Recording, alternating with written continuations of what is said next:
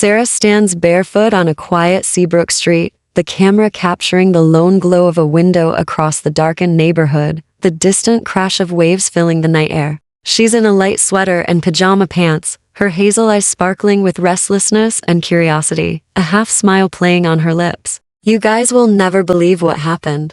I'm Sarah, living in the coastal town of Seabrook, weaving stories from the sea's whispers in my attic room, dreaming of novels that capture the heart's quiet currents. Today's my 18th birthday, and tonight, the whole neighborhood was dark except for one window glowing across the street at Elias's house. He's my neighbor, a retired librarian with silver hair, warm hazel eyes, and a voice like a well-turned page. I couldn't sleep, and somehow, I knew he couldn't either. So I crossed the street barefoot, and what happened next lit up the night. Want to know how it unfolded? Keep watching, because this story's all about a moment that shines brighter than the dark. Like and subscribe for more. The night in Seabrook was restless, the air cool and alive with the rhythmic crash of waves and the faint scent of salt and driftwood drifting through the darkened streets. Sarah's 18th birthday had been a whirlwind brunch with friends, a windswept walk along the shore where she jotted story fragments in her notebook, and hours in her attic, her latest draft about a sleepless poet pulsing with her own insomnia.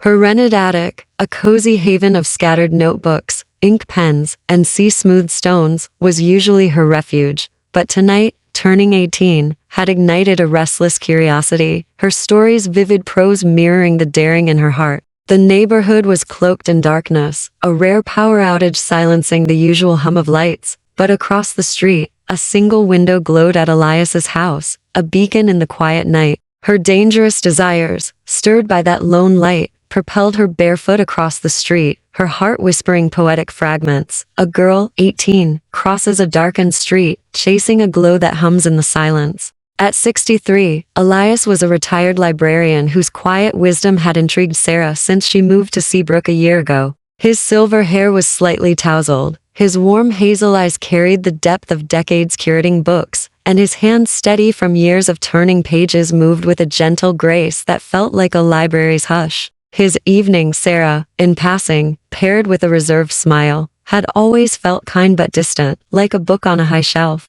She'd told herself it was just gratitude for a neighbor who'd lent her a rare poetry collection, who'd shared stories of his library days over fence chats. But tonight, as the neighborhood slept and his window glowed, her just-turned 18 boldness urged her to find out if the spark she'd felt was real, as resonant as the nurse Sarah's song that once wove a community together. Doorstep, 11 o'clock p.m. The street was dark, the only light a soft glow from Elias's window, casting shadows across his weathered porch. Sarah stood barefoot, the cool pavement grounding her, her light sweater and pajama pants catching the night's chill. She knocked softly, her heart pounding, her half-smile a mix of nerves and defiance. Elias opened the door, his flannel shirt open at the collar, his hazel eyes widening in surprise, a book in one hand, a lantern in the other. Neither spoke, the silence thick with unspoken understanding, the sea's crash a distant rhythm. Here's where the story begins, audience, she thought, her inner monologue weaving poetic lines, a girl in the dark, a door opening wide, a silence that speaks louder than words. Elias's breath caught, his eyes flickering over her barefoot stance, her tousled hair, then back to her face, his silence heavy with a truth neither had voiced. Finally, he stepped aside, his voice low, a librarian's hush. Sarah, he said, his tone warm but cautious, like a book being opened carefully. Can't sleep either? He gestured her inside, the lantern's glow casting their shadows long and soft, the air thick with the scent of sea salt and his cologne sandalwood, warm and grounding, like an old book's pages. Living room, 11:15 inside. Elias's living room was a warm haven, its walls lined with bookshelves, their spines glowing in the lantern's light, a fireplace unlit but stacked with logs. A record player sat silent, but the sea's distant crash filled the air, mingling with the scents of cedar, old paper, and Elias's cologne. They settled on a worn leather couch by a window overlooking the darkened street, the lantern between them casting a golden glow. The silence lingered, comfortable but charged, as if they were both waiting for the next line in a story. The pages blank, audience, she thought, addressing her imaginary readers, but the ink's ready, waiting for the words we haven't said. Their conversation started softly, her birthday, the power outage, the sleepless night, but the lantern's glow, the sea's rhythm, loosened their guards. Sarah's mind flickered to memories, vivid and fluid, like lines of a draft. Elias on her first month in Seabrook, lending her a Whitman collection, his eyes lingering as he said, "You write this town's story, Sarah." Another fragment, a summer evening, him sharing a tale of a rare book find, his laugh warm as she teased him about his card catalog obsession. Then, a quieter hue. Last month, him reading her poet draft, his hand brushing hers, his voice soft, "You've got a novelist's soul, Sarah." A more recent note, him pausing at her gate, his eyes catching hers as he said, "You make Seabrook feel like a poem."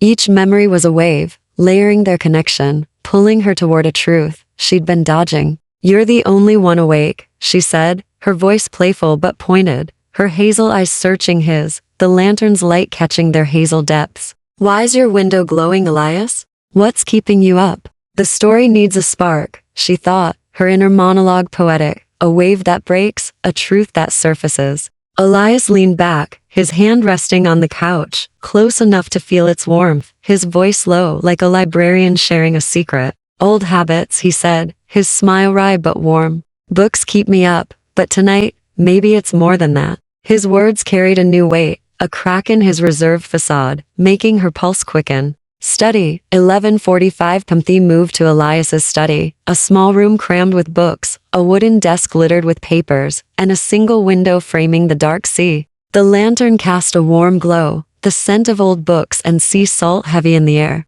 Sarah leaned against the desk, Elias standing nearby, his eyes tracing a poetry volume she'd picked up. The air was cozy but charged, their earlier silence lingering like an unwritten page. "You're not just a librarian," she said, her voice playful but weighted, her fingers tapping the desk's edge. "You see stories, Elias, like this book. You're not just reading them, are you?" The colors are mixing now, audience, she thought, addressing her readers, where the lines blur and the story becomes something new. Elias's laugh was low, warm, his hand resting on a shelf near hers, close enough to spark. "Maybe not," he said, his voice rich with amusement and intensity, his hazel eyes twinkling with a warmth she hadn't seen before, like a librarian uncovering a hidden tale. "I spent years finding stories for others. But you, Sarah, your stories, they make me want to stay up late reading." Another memory flickered, Elias last fall, helping her organize her attic books,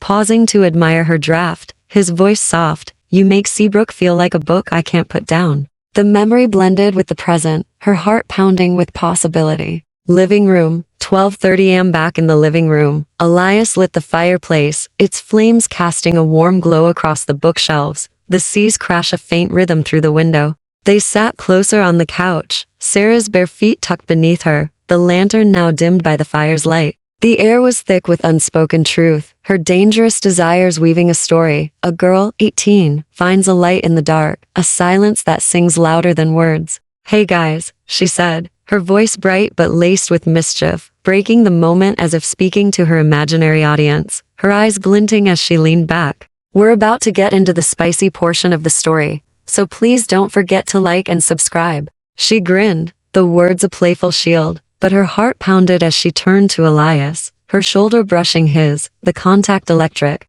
"I just turned 18, Elias," she said softly, her voice charged with truth, her hazel eyes unwavering. "The whole neighborhood's dark, but your window was glowing. Why does it feel like we're not just staying up to talk?" The silence was electric, the fire's crackle a soft pulse, the living room shrinking to just them, the couch, the firelight, the sea's distant hum. Her heartbeat quickened, her dangerous desires urging her to chase the truth in his silence, like a story finding its heart. Elias's gaze softened, his voice low, strained but warm, like a page turning to a new chapter. "It's not, Sarah," he said, his eyes flickering to their close hands, then back to hers, a spark of something raw breaking through. "You're 18 today, crossing the street barefoot, and I'm trying to keep this neighborly. But you're making that impossible." His words echoed the quiet power of a song binding a community, resonating with her heart. Her smile widened, her heart soaring, the tension pulsing like the firelight's glow.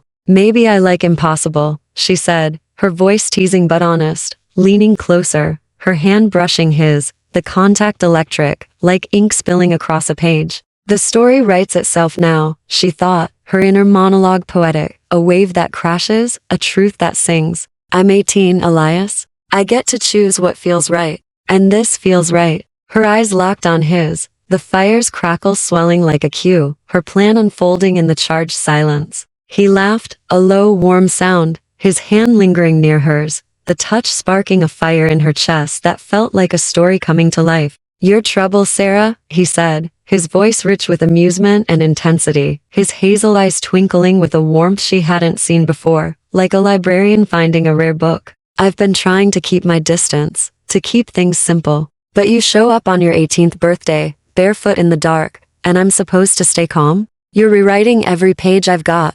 Porch, 1:15 a.m. They stepped onto the porch, the night now clear, the seas hum a steady rhythm under a sky scattered with stars. The lantern's glow cast soft shadows across their faces, Sarah leaning against the railing, Elias beside her, their shoulders close, the air alive with possibility. Here's the final line, audience, she thought, her inner monologue weaving, where the tide pauses and the heart charts its course. Another memory flickered, Elias last month, pausing at her gate, his eyes catching hers as he said, "You make Seabrook feel like a story I want to read." The memory merged with the present, her heart alive with the spark of what could be. I don't want to just be the neighbor, she said, her voice steady, her eyes locked on his, her hand grazing his arm, the contact grounding her like a finished page. What do you want, Elias? Now that I'm here, on my 18th birthday, in the middle of the night, he leaned closer, his smile slow, deliberate, his eyes tracing her face like a librarian reading a rare manuscript. I want to see where this story goes, he said, his voice soft but weighted, like a page turning to a new chapter. You're bold, Sarah, bolder than I was ready for. You're lighting up my night, and I don't think I want to turn it off. The lantern flickered, the seas hum a quiet witness, as resonant as a song spreading through a community. The air was thick with possibility, Sarah's dangerous desires burning brighter than the stars. You're making it hard to keep this safe, she teased, her voice a mix of playfulness and truth, her courage steady like a pen in her hand. He chuckled, his fingers brushing hers on the railing, the touch warm and electric, like a spark in a quiet library. Safe's overrated, he said, his voice low, rich, carrying the weight of their moment. What do you want, Sarah? Now that we're here, at midnight. Her heart pounded, the spark of his touch as vivid as her stories, as enduring as a song's legacy. I want this, she said, her eyes locked on his, her hand pressing against his, the contact grounding her like a finished story ready to be read. This moment, you. The sea hummed, its rhythm a soft applause, as her dangerous desires lit up the night, leaving a daring new chapter, one fearless word at a time. Sarah leans against the porch railing, the camera capturing the lantern's glow and the sea's distant shimmer under the stars. She smiles, her eyes bright with mischief and warmth, and that's how a sleepless night turned into a story we couldn't put down. Seabrook's got a way of making moments like this feel like a novel, doesn't it? If you loved this story, hit that like button, subscribe, and ring the bell for more. Just turned 18. What's next for me and Elias? Stick around to find out. See you in the next one.